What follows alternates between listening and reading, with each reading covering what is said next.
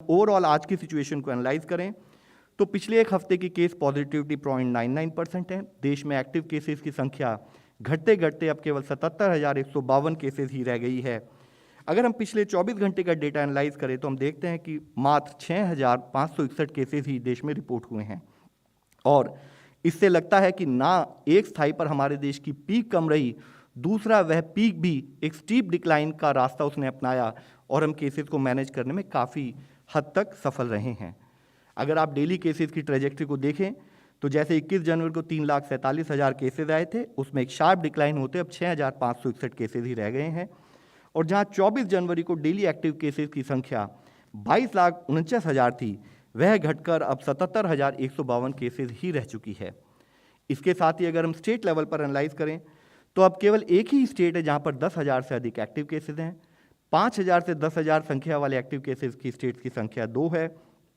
और बाकी सारी स्टेट में 5,000 से भी कम संख्या में एक्टिव केसेस हैं अभी, जिसमें कि मुख्यतः अगर देखें कि केरला में भी एक्टिव केसेस की संख्या में कमी आई है। वह पिछले हफ्ते से अगर कंपेयर करें तो ऑलमोस्ट 0.47 टाइम्स ही एक्टिव केसेस रह गए हैं। महाराष्ट्र में भी 0.62 टाइम्स एक्टिव केसेस रह गए हैं। मिजोरम में भी 0.69 टाइम्स ही एक्टिव केसेस रहे हैं और यह तीनों स्टेट इफेक्टिवली अभी देश के 50% के करीब एक्टिव केसेस को अकाउंट फॉर करती हैं। इसी के साथ ही अगर हम देखें केस पॉजिटिविटी, यानी कि यह एक दूसरा मानक है जिससे पता लगता है कि इन्फेक्शन का स्प्रेड कैसा है, तो उसमें भी हमने कंटिन्यूअस डिक्रीज नोट किया है। 9 फरवरी वाले हफ्ते में जहां देश में 141 ऐसे जिले थे जहां पर 10% से अधिक पॉजिटिविटी थी, अगर वीक ऑन वीक बेसिस पे एनालाइज करें तो देखें कि यह 141 जिलों की संख्या घटकर 67 डिस्ट्रिक्ट हुई। फिर अगले हफ्ते 56 डिस्ट्रिक्ट और अब मात्र 29 डिस्ट्रिक्ट हैं जहां पर कि 10% से अधिक केस पॉजिटिविटी नोट की जा रही है। इसी के साथ ही 5 से 10% केस पॉजिटिव जिलों की संख्या में भी कंटिन्यूड बेसिस पर हमने एक डिक्रीज नोट किया है। 161 जिले घटते घटते 72, फिर 44 जिले और अब 34 जिले मात्र रह गए हैं और साथ ही वह जिले जहां पर कि 5% से कम पॉजिटिविटी है उसकी संख्या में एक प्रोग्रेसिव इंक्रीज नोट किया जा रहा है। जहां 9 फरवरी वाले हफ्ते में 432 ऐसे जिले थे, वह संख्या बढ़ी 595 जिले, 634 जिले और अब 671 जिले देश में ऐसे हैं जहां पर कि केस पॉजिटिविटी 5% से भी कम है।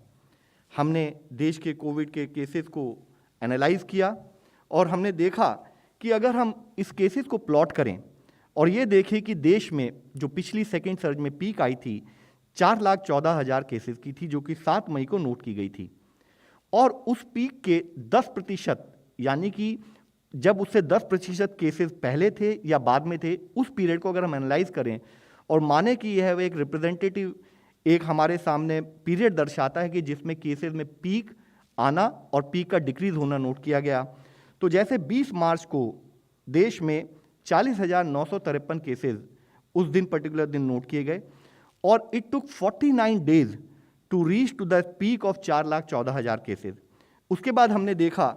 कि 14 जुलाई को देश में 40,255 केसेस नोट किए गए, approximately 10% the peak on both sides, और उसमें 68 दिन लगे।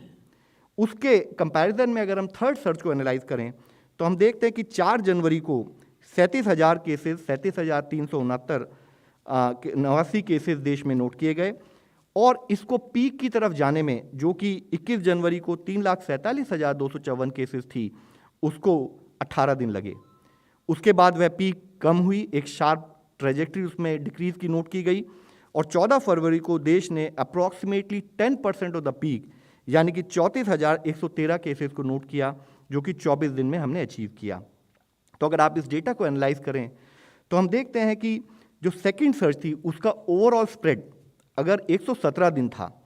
तो ये थर्ड सर्ज में इसका overall spread that is 10% of the peak on both sides, वह मात्र 42 दिन रहा। इसी के साथ ही उस समय में कितने केसेस देश में रिपोर्ट हुए, तो उस समय जहां सेकंड सर्ज में 1,94,31,743 केसेस नोट किए गए, वहीं इस पर्टिकुलर सर्ज में 77,42,652 केसेस नोट किए गए और जो दुखद डेथ हमारे देश में उस समय में रिपोर्ट की गई वह 2,52,000 थी और इस समय में वह डेथ रेटा अराउंड 27,118 केसेस का था। इसमें से अगर हम रिकनसाइल्ड डेथ हटा दें, इस पर्टिकुलर पीरियड में जो रिकनसाइल्ड डेथ जो स्टेट्स ने नोट की थी वह 16,570 थी। उसके बेसिस पर अगर हम केस फैटेलिटी रेट को एनालाइज करें कि उस पर्टिकुलर पीरियड में कितने केसेस आए और कितनी डेथ रिपोर्ट की गई, तो हम देखते हैं कि जहां सेकेंड सर्ज में ओवरऑल केस फैटेलिटी 1.29% नोट किया गया, तो अगर हम रिकनसाइल्ड डेथ को भी माने तो हमारे देश में ओवरऑल केस फैटेलिटी रेट इस पर्टिकुलर सर्ज में 0.35% नोट किया गया। और अगर रिकनसाइल्ड डेथ को हटा दें तो देश में overall case fatality rate 0.02% note किया गया। यहाँ हम आप सबके सामने यही रिक्वेस्ट करना चाहते हैं, यही सबमिट करना चाहते हैं कि continuous efforts focus in terms of containment, focused in terms of case management and efforts towards vaccination have really served this India, this particular country right now very well in terms of management of the third surge. इसी के context में अगर इसी data को आप further analyse करें तो जहां ब्लू लाइन से हमने आपको दर्शाया है कि कैसे देश में वैक्सीनेशन का पेस बढ़ा, तो अगर हम देखें कि पार्शियली वैक्सीनेटेड पीपल, जो कि अगर आपको तीसरे कॉलम में दर्शाया है, partially vaccinated people at the start of the surge in second wave,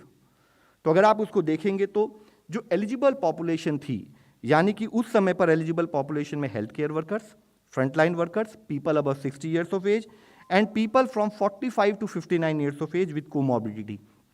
तो उस टाइम में देश की जो ओवरऑल कवरेज थी फर्स्ट डोज की वह 10.1% थी।